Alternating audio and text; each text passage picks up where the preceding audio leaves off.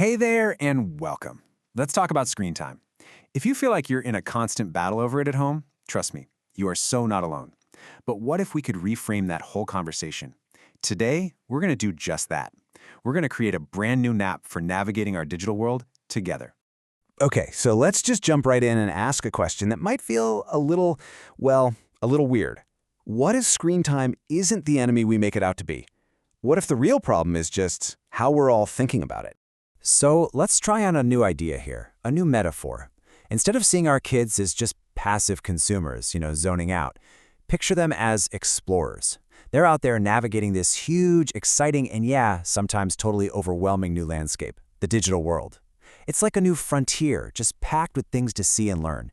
And see, the real challenge isn't that this world exists. Of course it exists. The problem is, we've kind of sent our young explorers into it without a map, without a compass to guide them. They're out there charting totally unknown territory. And you know what? It's our job to help them draw that map. And that's exactly where this idea of digital wellness comes in. It's the compass for this whole journey. This isn't about banning technology, not at all. It's about building thoughtful habits, using tech responsibly in a way that actually supports our well-being. It's what gives our explorers a true north. So what's the best tool for this journey? Well, it's something incredibly simple. It's a screen time map. Now, this is not about rigid rules or strict limits, okay? It's a really powerful, super straightforward way to build the most important skill there is, self-awareness. And you know what? The process itself is just beautifully simple. Seriously, it's just 2 steps. First, we got to get a clear picture of the landscape. What are our kids actually doing online? Then we add the most important layer to that map. How do these digital places make them feel? It really is that simple. So let's break it down. All right, first things first. Before you can navigate, you have to understand the landscape, right? And that means recognizing that not all screen time is created equal. There are 2 main territories on this map, what we call active and passive time. So on one side, you've got passive use. This is pretty much what it sounds like, just consuming content. Think about scrolling through social media feeds or binge watching a show. Then on the other side, you have active use. And this is where things get interesting. This is when you're creating something or collaborating or connecting with people. Things like video calls with the grandparents or maybe learning to code a game or even working on a school project with friends online. So why does this matter? Why even make this distinction?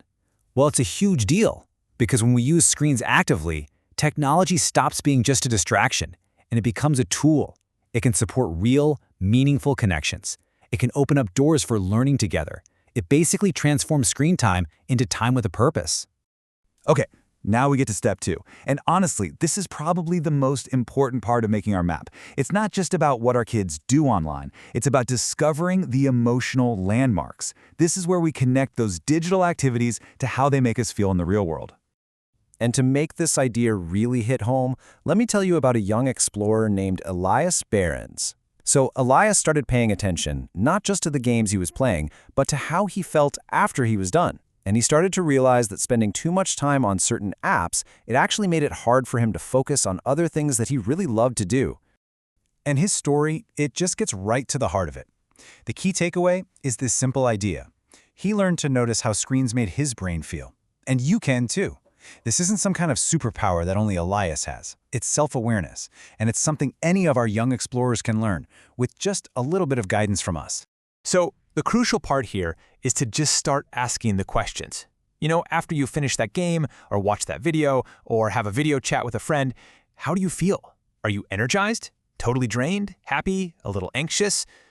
Just noticing that connection. That's the whole goal right there. Okay, so what's our role in all this? Where do we fit in? Well, we're not meant to be the screen police, the rule enforcers. Our job is to be the guide. We're the ones who equip our explorers with the tools they need to navigate this digital world safely and thoughtfully, all on their own. So what's actually in this explorer's toolkit? Think of these as the essential supplies for the journey. We help them pack thoughtful habits. We make sure their map has plenty of screen-free base camps where they can rest and play. We teach them why it's so important to take digital breaks, to reset their compass. And of course, we protect their sleep. That's the ultimate recharge for the next day's big expedition. Look, when you boil it all down, this whole approach comes down to one really powerful idea. The goal isn't just to set a bunch of external limits that our kids are just going to push against anyway. The real goal is to build their internal self-awareness so they can learn to set their own thoughtful boundaries simply because it makes them feel better. So, let's stop asking that old question, how do I limit screen time? And let's start asking a much better one. What treasures, what pitfalls, and what amazing new territories will your family discover when you finally start drawing your map together?